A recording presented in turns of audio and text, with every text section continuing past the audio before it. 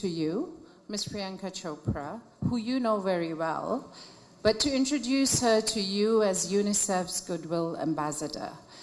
And as you know, you're well aware, you've been following her and following the press, that she actually has been here. She's been visiting the camps. She's been visiting with the children, with the Rohingya children these last few days.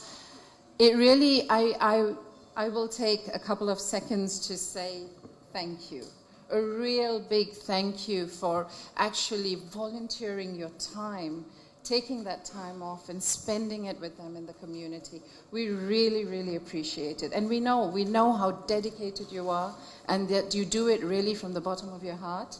And with that, you know, it is so important because Priyanka has stories that she will tell you, and she will take it not just here, but also to the world.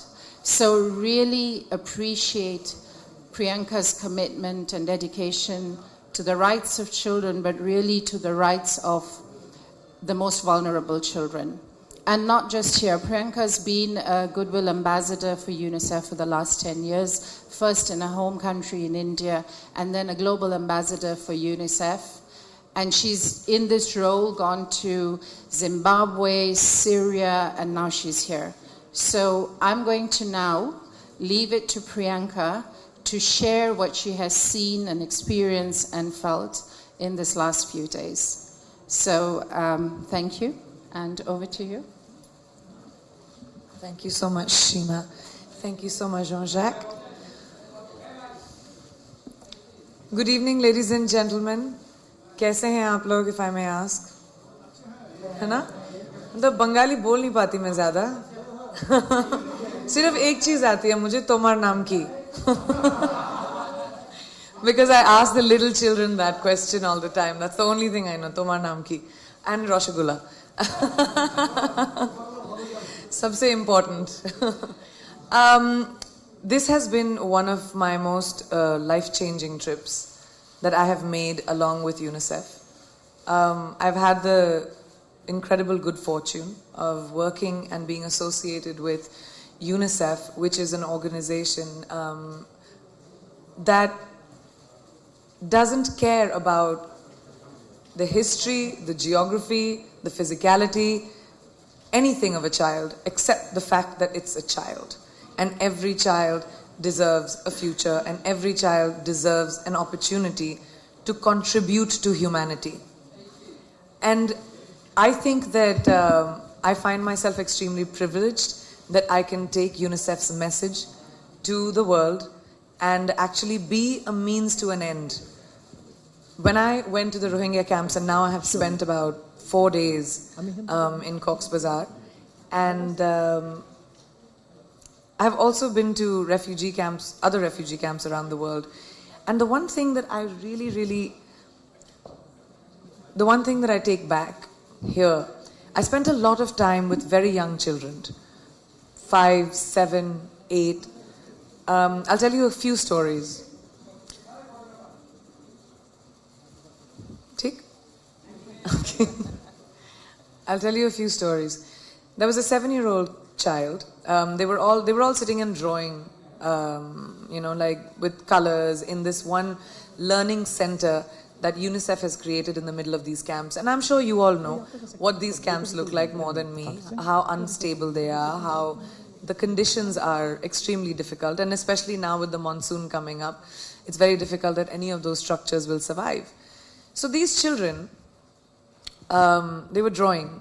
So I went and asked, can I see some of your drawings? So I picked up the drawing book, and I was looking back at the drawings that he had done before. When they arrived into Cox's Bazar, which was about August, September last year, when the big influx of refugees from Myanmar came into Bangladesh, him and his family had walked for about 15 days, and all his drawings were children playing soccer on a football field and helicopters spraying bullets at them, rocket launchers, and these are 5, 6-year-old children, rocket launchers being launched at their homes, heads lying separate, bodies lying separate, hands lying separate. Now these are children at 5, 6, 7. That's what they remember. That's what they know. I had the incredible opportunity and good fortune of meeting Honorable Prime Minister today, the Honorable Prime Minister of Bangladesh today, and we spent a lot of time talking about this. And I really, really have to applaud the government of Bangladesh, who has opened up their borders and allowed so many refugees to come in. Almost 1 million people that Bangladesh has allowed inside, just because of humanity. And humanity is what this world needs the most. I don't care about differences anymore. When you look at, and now that I have been to 2 of the biggest refugee camps in the world, one which was in Jordan, where Syrian refugees lived for about 7 years now, and then now to the Rohingya camps in Cox's Bazar. The only thing I can see is a generation of children that will not have education, that will be illiterate, that will be vulnerable to violence, people putting guns in their hands instead of pens. What will happen to the world when there's a huge generation of children that become vulnerable to violence? The world is already in a precarious place. Look at the amount of violence that is happening around the world. Do we need any more hatred? Do we need any more of that? To me, as a global community, the message that I want to take from these camps is that refugee children are the world's responsibility, because they don't have anywhere to go. They don't have anything to call their own. But if we lose these children, then whatever happens to the world is on us. Let me ask you all a question. How many of you have kids? Please raise your hands. No, nobody has kids over there at the back? That's half the room, almost. More than half the room. I don't, not yet. But that's a very smart question. Sir, did you ask me if I have children? Have children?